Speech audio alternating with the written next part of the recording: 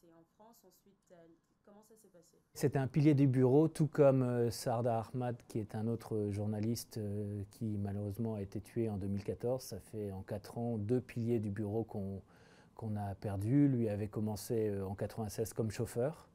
Et puis vers 98, il a fallu qu'il dépanne et il a pris quelques photos et on s'est aperçu qu'il était très doué.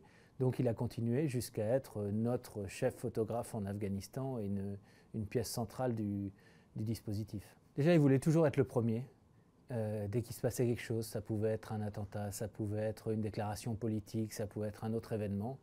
Il n'était pas simplement le chef photographe de l'AFP, il était à Kaboul, il était pour l'ensemble de l'Afghanistan. Donc il était aussi la centrale de renseignement pour tous les pigistes photos à travers le pays. Donc il était au courant de tout. Ces dernières années, il était un peu plus amer. Par exemple, quand il est passé à Paris à l'été 2016, il m'avait dit qu'il pensait toujours rester en Afghanistan pour pouvoir continuer à témoigner, mais qu'il aimerait quand même faire une pause de quelques mois, aller ailleurs, juste pour échapper au climat qui devenait de plus en plus pesant, avec ces attaques incessantes.